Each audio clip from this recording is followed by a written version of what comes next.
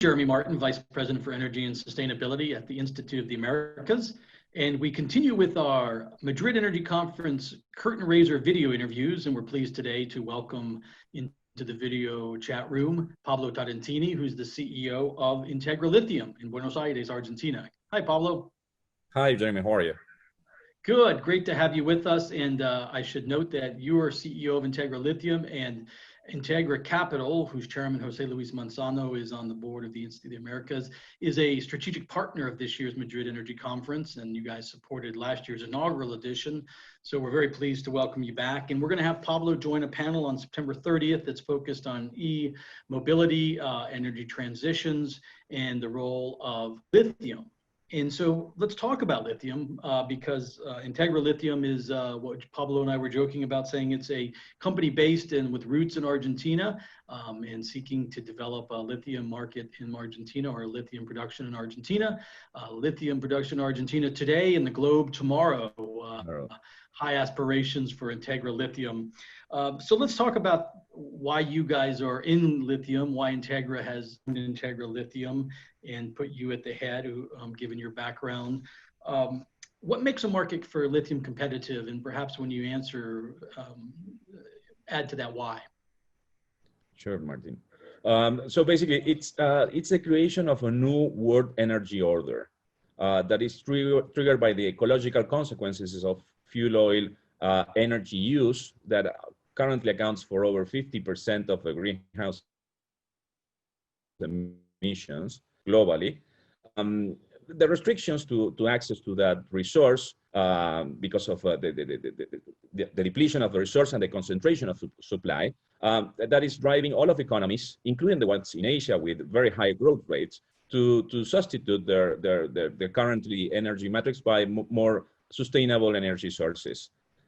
Even under the current market conditions, we see that lithium consumption is estimated to almost triple in 5 years, reaching annual growth rates of around 15% per year, depending on the assumptions, but still very, very attractive despite the global slowdown that we're currently facing. So basically what I was trying to say, and what we talked about a bit earlier, is that I think that we no longer are going to talk about the resource itself, but we're going to talk about the universe of applications in the industry 4.0, which proposes a very attractive scenario for all of us. So you mentioned a couple of things about the estimations for lithium growth. I want to come back to New World Energy Order, which of course is sort of the key of that September 30th panel, and the energy transition, the broader constructs of the energy transition. But let's talk about developing lithium in Latin America. As I noted, you all are based in Argentina with goals to move beyond Argentina in terms of producing lithium. We've heard a lot in the last few years about the lithium triangle of Argentina, Bolivia, and Chile, but more so recently of other countries, Peru, Mexico, in recent news, Brazil even. So from your vantage, are you seeing legal and regulatory frameworks improve that would therefore enhance the development of lithium projects in Argentina, but the region more broadly? Well, yeah, the regulatory frameworks are advancing, and they're moving ahead according to the new requirements of the world. Depending on each country, you will find different scenarios. As you just said, despite that the Latin American region is very rich in terms of natural resources, most of the lithium resources as of today are focused in the lithium triangle, or concentrated in the lithium triangle.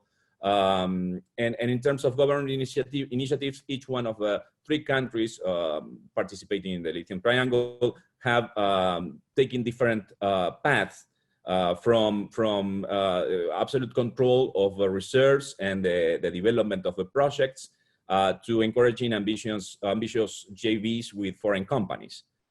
In the case of Bolivia, for example, you have the recent constitution of 2009 declared that the state is in control of all natural resources. Under this framework, a public project to industrialize its lithium resources was launched by the National Management Committee for Evaporative Resources, which is the full name of this institution, and in which the Bolivian government is in absolute control of the resource. Bolivia organized a multinational scientific committee to explore options to tap into the country's lithium resources. And they announced an investment of 400 million in the construction of processing plants. As of today, Bolivia remains in complete control of the resource, and it seems that it's somewhat not that interested in partnerships with foreign investments, despite that they have moved ahead with some investments in terms of exploration. Argentina and Chile, consequently, have become two of the largest recipients of foreign investments in lithium development. Chile classified lithium as a strategic mineral of national interest. That means that it can be only exploited by the state, despite that there are already two mining firms which were granted lithium concessions before the metal was declared strategic. These two mining firms are the only lithium producers in Chile at the moment. We have a new National Lithium Commission in Chile, which is aiming at building a national policy of lithium governance, promoting the sustainable development of the lithium industry. And basically most of the projects have to go through the National Commission in terms to be approved and to receive concessions also. In the other case, in the other side, you have Argentina promoting the development of an emerging lithium ecosystem, trying to work all of the lithium value chain. There have been several proposals by the previous government and the current government. There was a national lithium bureau that had an initiative from the cellar to the battery, in which most of the ministries of science, technology, industry, economic were present in terms of trying to agree in the framework to develop the whole ecosystem. In any case, the mining law in Argentina still remains the same, in which the provinces are the current owners of minerals, and the national government sets the regulation for the extraction of those minerals. Recently in Argentina, there was created the Argentine Chamber of Lithium, which is going to try to tackle all of the lithium chain, not just the mining side of it, or the first stages of a chain. Well, thank you. That's and you mentioned the word ecosystem, and specifically you referenced. So I would just a quick follow-up question, and then we've got one or two to wrap up. But a quick follow-up question as you lay out sort of what's going on in the different places. It strikes me if stakeholder engagement is a key component. And as you use the term, the lithium ecosystem and the development of projects in those different marketplaces, whether they be Chile, Argentina, or Bolivia, what can you speak to the stakeholder engagement element? What have you seen from your perspectives in Argentina, for example, with regard to the community, working with communities and the stakeholders there at the provincial and local levels?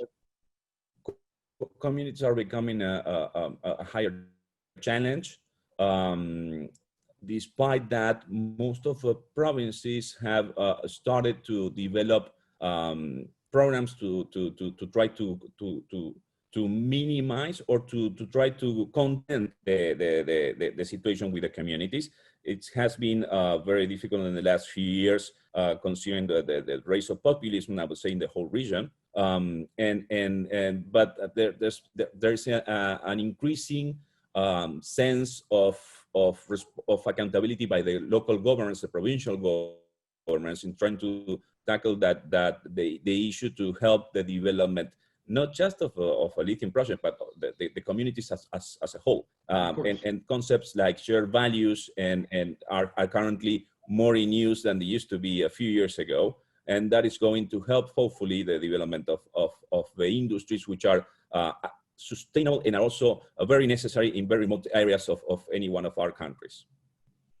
So let me ask you then, just to start to wrap up, is in your perspective, I mean, you talked about Integra Lithium seeking to be a major player in the market, and therefore, do you see electric vehicle growth as the key driver for lithium demand? I mean, you mentioned some figures earlier. Does that get driven by EV growth?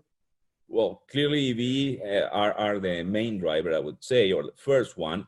It's clear that the pressure to move to a greener energy matrix and it will trigger the substitution of millions of cars burning fossil fuels across the planet. However, and there are many examples in which governments will drive EV adoptions in the next years. If you want to say, I mean, you know that in the United States, the Department of Energy allocated $2.4 billion, I believe it was, in subsidies to the development of the batteries and electrical components. Mainly 40% of those were allocated to the production of batteries with lithium. And there you have examples in many cities in which in Barcelona, in China or Spain, China, Germany, in which EVs are the transportation is being replaced by EVs. And that's clearly one of the growth drivers that we're seeing in terms of the substitution of EVs in the next few years. Also, the German government has provided supplies and support to similar directions in terms of producing at least 1 million vehicles in 2020. However, the future of lithium is not exclusively linked to EVs. We live in a very unpredictable world nowadays, and we still know one thing: satellites, space, renewable energy, rechargeable batteries for any gadget that you can think of, atomic reactors, pacemakers, EVs, antidepressants, glass and ceramics, all of them require lithium as an essential element or component in the production. Hence, the demand will further increase in the future, and it will not just be driven by EVs, which I hope that they will take off soon enough in order to materialize this promising future that the lithium sector has. Well, I have some other questions, but we'll end with one, because obviously this is a curtain raiser interview for the Madrid Energy Conference, and we'll talk in much greater detail about some of these issues and more, honestly, and some of the things Pablo was alluding to just now in terms of what's happening around the world in electromobility. And so we'll obviously talk more in depth, especially on your panel on September 30th. But you mentioned the word, we're living in unpredictable times. So let me ask you a question to wrap up our interview here. It's something we've been talking to a lot of folks about, which is, do you think the energy transition, given all of the challenges, the crises that are underway? I mean, Argentina obviously had an economic crisis on top of the COVID crisis, and then another economic crisis. Is that seeking, or is that starting to slow down what we would call the energy transition, or do you think it actually will ultimately accelerate the energy transition? I think that as soon as everyone is capable of raising its head back up, above water. Yeah, we'd all be aware that we have to accelerate the energy transition as a way to make a sustainable living for all of us. Despite the short term, that seems to be the clear way forward. And we're not talking about just lithium in this case. We're talking about hydrogen and even uranium. So I mean, I think that there will be many alternatives to propose better or greener energy matrices in the future that I think are going to be developed in the next few years, as soon as we are capable of getting back to work in a more healthy environment. Here's to that, absolutely. Well, thank you, Pablo Tarantini at Integra Lithium, and thank you to Integra Capital for supporting the Madrid Energy Conference and the Institute of the Americas, and our partners, IPD Latin America and Global Event Partners, who are all organizing the Madrid Energy Conference, September 28th through October 2nd. Stay tuned. www.iamericas.org is where you can find further details. Thanks again, Pablo. We'll see you back here in the virtual sphere on September 30th for your panel. Thank you so much, Jeremy. See you soon. Thanks a lot. Take care. Bye.